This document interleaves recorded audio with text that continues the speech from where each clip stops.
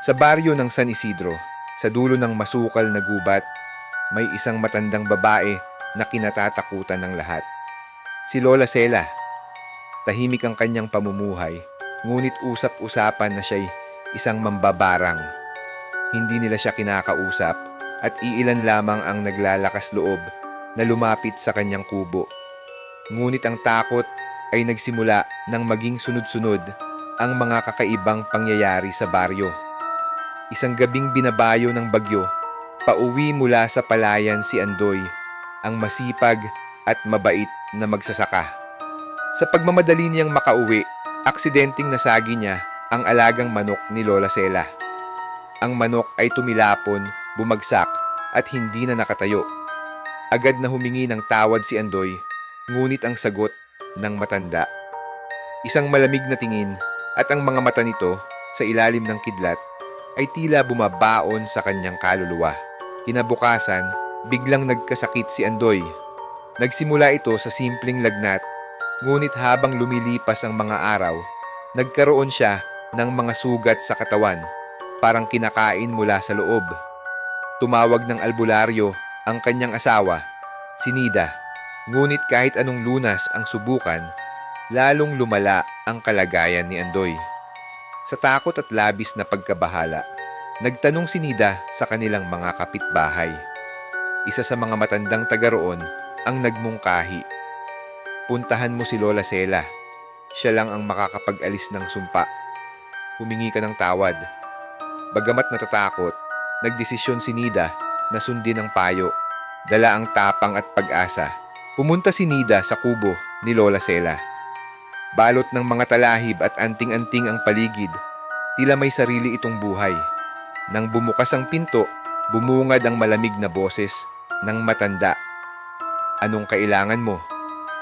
Patawarin niyo po ang aking asawa, umiiyak na sagot ni Nida. Hindi niya sinasadya ang nangyari sa inyong manok. Tahimik na tumitig si Lola Sela bago ito bumuntong hininga at nagsalita. Ang sumpa ay hindi basta nawawala. Pero may paraan kung handa kang magbayad. Anong kapalit? Tanong ni Nida, nanginginig.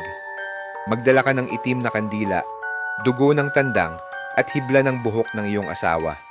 Bumalik ka rito bukas sa hating gabi. Sa susunod na gabi, bumalik si Nida dala ang mga hinihingi. Sa gitna ng dilim, sinimulan ni Lola Sela ang ritual. Habang nasusunog ang itim na kandila, bumalot ang usok sa paligid. Ang mga anino sa dingding ay tila sumasayaw at ang bulong ng matanda ay parang nag-iiwan ng malamig na hampas sa hangin. Bigla, may lumitaw na mga larawan sa usok. Si Andoy, nakahiga sa banig, balot ng gumagapang na mga alupihan at gagamba.